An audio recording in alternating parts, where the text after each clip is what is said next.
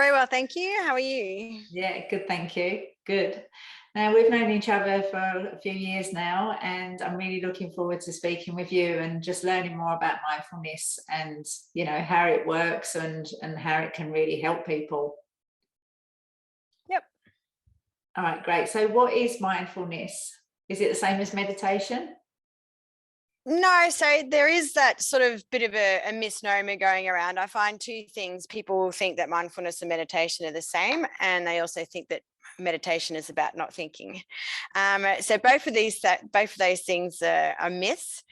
Anybody can practice mindfulness. It's something that we have an innate ability to do, and it's just about paying attention to whatever it is we're doing in the moment. So difference between mindfulness and meditation is that mindfulness is like the informal practice of going about your day, just really focusing and paying attention to what you're doing. Meditation is one way you can practice being mindful. So you could be mindful 24/7, be very difficult, but you could be mindful 24/7 and never meditate. But you do need to practice mindfulness to be able to meditate. Yes, I love mindfulness. I practice it every day. Even when Yep. I'm washing my hands, I will feel the water on my hands and, smell the soap and just really be in the present moment. And it just makes such a huge difference to how you respond in life. Yep, it is. It's quite, it's amazing how peaceful it can be just to focus on that one thing. And by also focusing on what we're doing in that moment, we're not worrying about things that may or may not happen in the future, and we're not ruminating over things that have happened in the past that we can't change, both of which can quite often cause things like anxiety and depression. So Yeah. it's one of the reasons why just trying to stay in the present moment is just so beneficial for us mentally, as well as emotionally and physically as well. Yeah, definitely.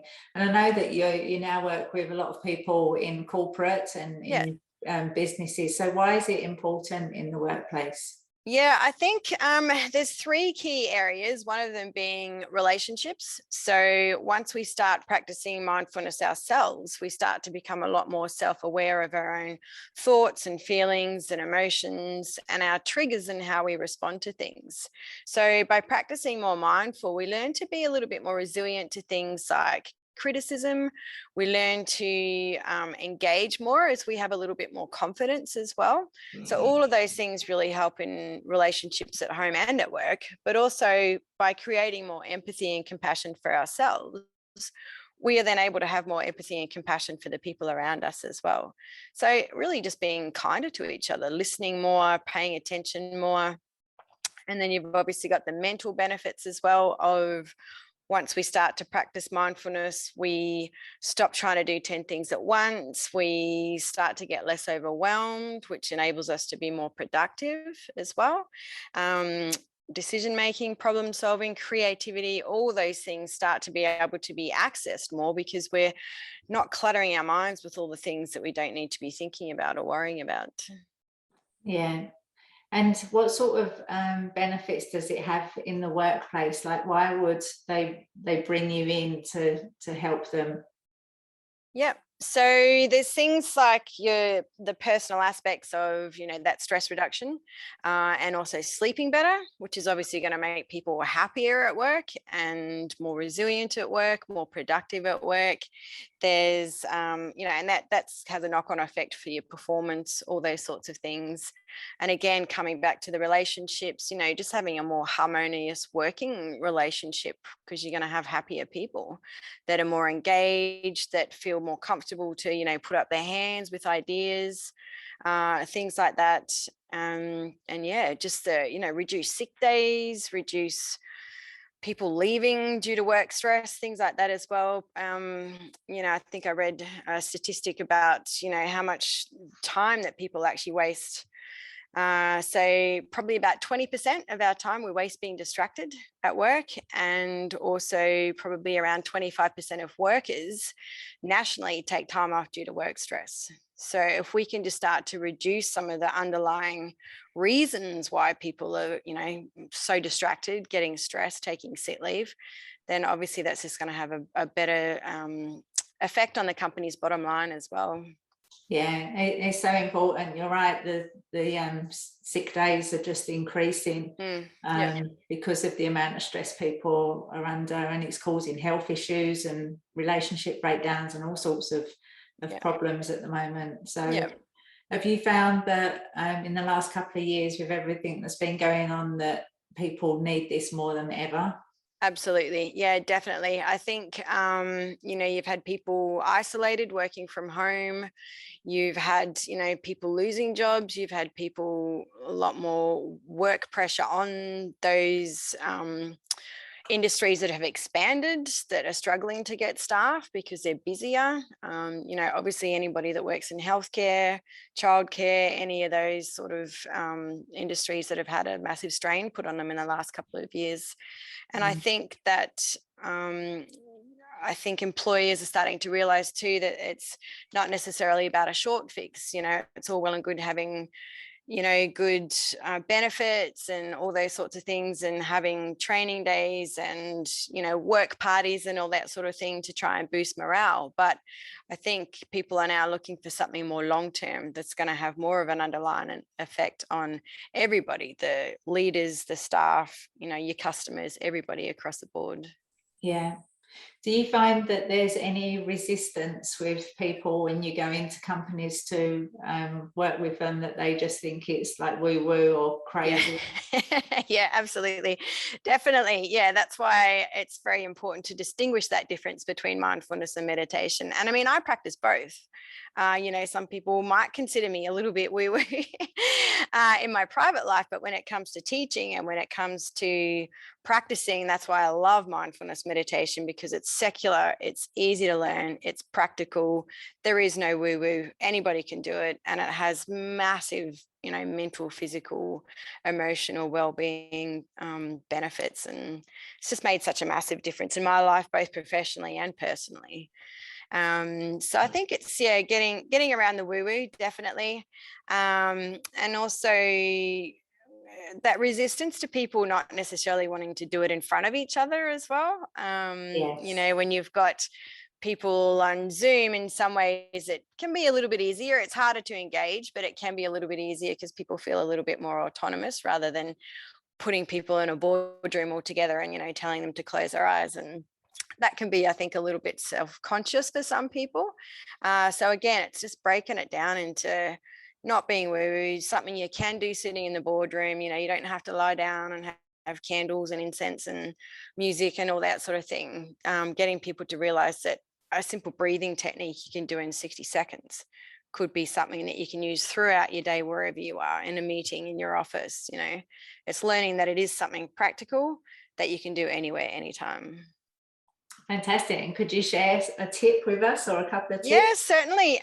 So I think mindful breathing is probably one of the quickest and easiest ways to show people, because when we start to get stressed or overwhelmed or doing physical activity, we tend to breathe short and shallow in and out through the mouth. So it tends to be like like Yeah. this, and your lungs aren't getting expanded enough to get the full benefit of that breath in. So by just showing people or educating people to breathe in through the nose, your lungs get to expand. That pushes the diaphragm down and the belly out, and that's why they call it belly breathing sometimes. But you're not really breathing into the belly. It's just that effect of breathing in through the nose. And if you place one hand on your chest and one hand on your tummy and start to pay attention again, so that's just practicing mindfulness. You're just paying attention to that rise and fall of the chest and the belly with each breath. So just noticing it all expand when you breathe in, and then relax again when you breathe out. Yeah. And just by breathing in through the nose, it sends a signal to your brain to actually tell you to calm down as well. And it activates that parasympathetic nervous system, which gets us out of that fight or flight when we've gone into stress mode. So just sitting there and doing that for a minute can be just a massive game changer in reducing panic attack, anxiety, or just transitioning throughout your day. Maybe you've just come back from lunch before you go into your next thing, or maybe you're about to go into a meeting with somebody. Just doing that just to reset and refocus, because it's about focus and clarity, as well as the calmness and the Yeah. lowering that stress rate as well. Yeah, definitely. And like that's something that you can sit and do and no one even needs to know that you're doing it. Exactly. You don't have to put the hand on the belly and hand on the chest. That's just a really good way to practice it, especially if you're lying down at night. It's just a really good way of, again, Yeah. just paying attention, bringing mindfulness to your breathing. And it also just gives a busy mind something else to do. So you're just giving that anxious mind, that overthinking mind, something else to focus on as well. Yeah, because the Just, mind can definitely take over and take people on a completely different journey from what they're yeah, actually meant to be working on or focused on. yeah. And that's normal. It's perfectly normal. I know sometimes we can beat ourselves up if we start to, ruminate on something, and we can get a little bit annoyed with ourselves. So again, it's just about noticing when you've lost your focus and attention, just coming back to what you were doing and just being kind to yourself as well. Yeah, that's it, because you can never stop the mind from doing that, because that's its whole function. No. It's what it's meant to be Yeah. doing. So just about learning how to not be dragged on the journey with it and be able to pull Exactly. yourself back. Yep. Exactly. Yeah.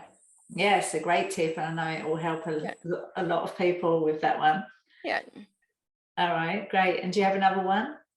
Yeah, so a couple of other ones. So multitasking. I would be the first person that would put multitasking on my CV whenever I was applying for a job. And then over the sort of last few years, obviously with my studies and research and practice, we've come to realize that multitasking actually doesn't exist. You're not actually focusing on two things at the same time. And also, if you can imagine that you were sitting at your desk and you've got, say, 10 tabs open on your Chrome browser, you're not looking at all of those pages at the same time. You're switching your attention from one to the other, from one to the other. So you're losing productivity, you're losing focus, and you're putting more stress on your brain. It's like try and pat your head and rub your tummy at the same time. So it's far more productive to do what I heard someone coin as single tasking, which I really love. I love that word. I hope that's going to be the word of the year. So single tasking instead of multitasking. So just focusing on one thing, closing all those browsers, physically and metaphorically, closing all those browsers in the brain, just focusing on that one thing. And it's far more productive and far less stress on your brain as well. Yeah, fantastic. Because people do, and they're checking their emails and Facebook and everything, and so it can take longer to achieve and accomplish one task because you've been spreading the time out across all of the different areas. And also the distraction of email it's a good point as well. A lot of people have, your email alert that comes up in the bottom corner of your screen every time you get an email. Turn that off. And also set your, a favorite of mine is I set my send and receives to only come twice a day. So maybe like 11 in the morning, 1 in the afternoon, so that they're not just constantly streaming in. You can always click send receive if you're expecting something from somebody, but rather than, having that constant stream of emails coming in, you can actually go in to Outlook or whatever your email software is and set your send receive just to come, 2 or 3 times a day. Yeah. And that way you're not getting that constant distraction of them popping up all the time. Yeah. That's a great idea. And I think one of the things that really saved me a lot of time is when I turned off all of the Facebook notifications, because I was continuously getting emails to say that someone had posted or someone had done something. And other than filling up the email inbox, it was distracting all of the time. So that's a great tip. Yeah.